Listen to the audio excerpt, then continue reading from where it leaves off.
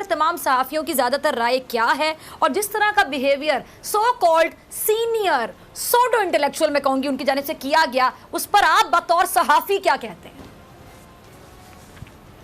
دیکھیں بات یہ ہے کہ یہ 8-10 لوگ جو ہیں نا، جو جن کا ایجنڈا ہوتا ہے، جن سے ویسے ہی جن کی منافقت ایک کے بعد ایک کر کے بے نقاب ہو چکی ہے اور لوگ ان کے چہرے اچھی طرح جانتے ہیں، بدقسمتی سے انہی کو پورا میڈیا قرار دے دیا جاتا ہے. ورنہ یہ 8-10 لوگوں کے علاوہ رپورٹرز ہیں یا چینلز میں کام کرنے والے باقی لوگ ہیں، وہ تو سنسیئرٹی کے ساتھ اپنا کام کر رہے ہوتے ہیں.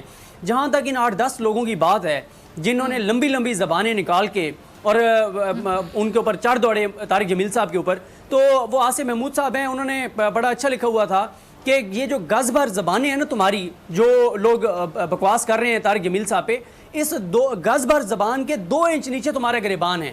اپنے گریبان میں جھانک کے دیکھ لو کہ میڈیا یعنی تم لوگ سچ بولتے ہو یا جھوٹ بولتے ہو. پھر مجھے حیرت اس بات پہ ہوتی ہے ڈاکٹر صاحبہ کہ میں نے دیکھا کہ 3-4 چینلز نے طارق جمیل صاحب کو کاؤنٹر کرنے کے لیے کس کو بٹھایا ہوا تھا؟ مولانا طاہر اشرفی کو. اب اگر طاہر اشرفی صاحب یہ درست کہہ رہے ہیں کہ میڈیا سچ بولتا ہے، تو پھر یہ وہی میڈیا ہے جس نے طاہر اشرفی صاحب کے بارے میں کہا کہ وہ شراب کے نشے میں دودھ پکڑے گئے، الٹیاں کر رہے تھے اور ان کے کپڑے خراب ہو چکے تھے.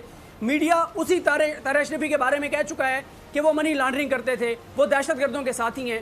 اگر میڈیا سچا ہے تو پھر طاہر اشرفی صاحب کے اوپر وہ جو میڈیا نے خبر دی تھی کہ وہ شرابی ہیں، شراب کے نشے کے دھت میں پکڑے گئے، الٹیاں کر رہے تھے، وہ بات ٹھیک ہے. اور اگر میڈیا جھوٹا ہے تو پھر طاہر اشرفی جھوٹا ہے کہ جو طارق جمیل صاحب کو غلط کہہ رہا ہے.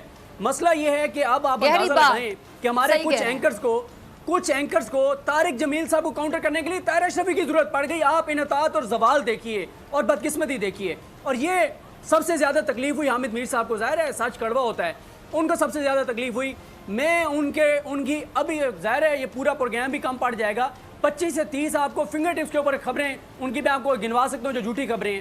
اتنے جھوٹ وہ بولتے ہیں. سب سے زیادہ جو جھوٹ جن کے سوشل میڈیا پہ لوگوں میں جو سب سے زیادہ اس وقت لوگوں کو پتا ہے کہ انہوں نے یہ جھوٹ بولے ہیں، وہ حامد میر صاحب ہیں. سب سے زیادہ تکلیف ان کو ہو رہی تھی اور وہ کہہ رہے ہیں میں انڈورس کرتا ہوں جی طاہر اشرفی صاحب کو. اچھا صدیق، میں آپ کی بات میں ایک بات ایڈ کرنا چاہوں گی، پھر آپ اپنی گفتگو کو کنٹینیو کیجئے گا. وہ آپ نے کہا کہ سب سے زیادہ تکلیف ان کو ہوئی ہے، تو مجھے تو بالکل یہ لگا جس طرح وہ ایک جملہ ہوتا ہے نا کہ چور کی داڑھی میں تنکا. اب آگے آپ مکمل کر دیجئے.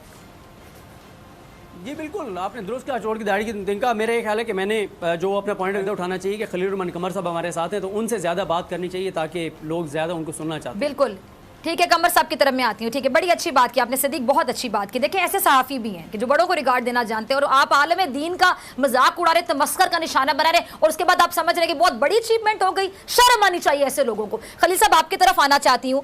اب یہ جو واقعی اینکرز جو معافی کا مطالبہ کر رہے تھے، کیا انہوں نے کبھی زندگی میں جھوٹ نہیں بولا ہوگا؟ کیا انہوں نے زندگی میں کبھی غلطی نہیں کی ہوگی؟ اور ساتھ ہی میں ایڈ کرنا چاہوں گی، آپ نے کہا کہ ان کو معافی شاید نہیں مانگنی چاہیے تھی. مجھے لگتا ہے کہ اس بندے نے معافی مانگ کے اپنا قد بڑھا لیا. پوچھیں کیسے؟ جو ضدی بندہ ہوگا اور وہ غلطی بھی کرے گا، اپنی غلطی بھی نہیں مانے گا، وہ کہے گا میں نے غلط نہیں کیا. لیکن چلے انہوں نے معافی مانگی، جو بھی ان کے ذہن میں تھا، جو بھی سوچ کر مانگی، مجھے لگتا ہے انہوں نے اپنا قد بڑھا لیا. کیا یہ لوگ معافی مانگیں گے جو ان سے سوال پوچھ رہے تھے؟ کبھی معافی مانگیں گے؟ انہوں نے کیا کبھی زندگی میں غلطیاں نہیں کی؟ میرا جو ذاتی خیال ہے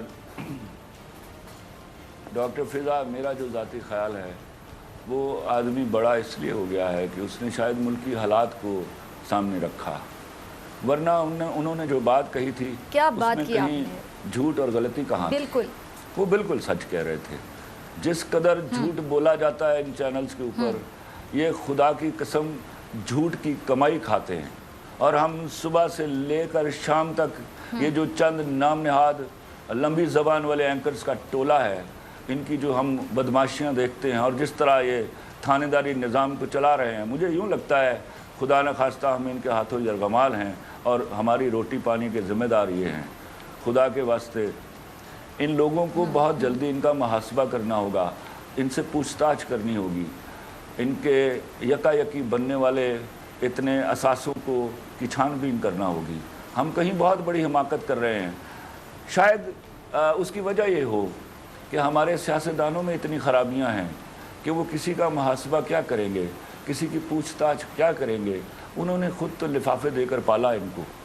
میں تو سوچتا ہوں کہ میں اور میرا دوست بڑا دبنگ صحافی ہے صدیق جان، میرا دل کرتا ہے کہ میں دعا کروں کہ یا اللہ لفافے لینے والے سب صحافی کتے کی موت مر جائیں. تو میں سوچتا ہوں بچیں گے کتنے. اور پھر شاید ایسی دعا اگر خدا نخواستہ میں کبھی کسی کو بد دعا نہیں دیتا، ایسی بد دعا قبول ہو گئی تو ہمارے پاس جو باقی تعداد بچے گی ہم ان کا کیا کریں گے؟ یہ میرے ملک کی بدقسمتی ہے۔ آپ کا جملہ بڑا گہرا ہے، جن کو ہم ایک ستون کی طرح، ایک ستون کا ایک، پلیز ہم ایسے اس صحافت کو انہیں پچھلے چند سالوں میں ہم نے ہماری ملکی طاقت کا ایک بہت بڑا ستون سمجھ لیا۔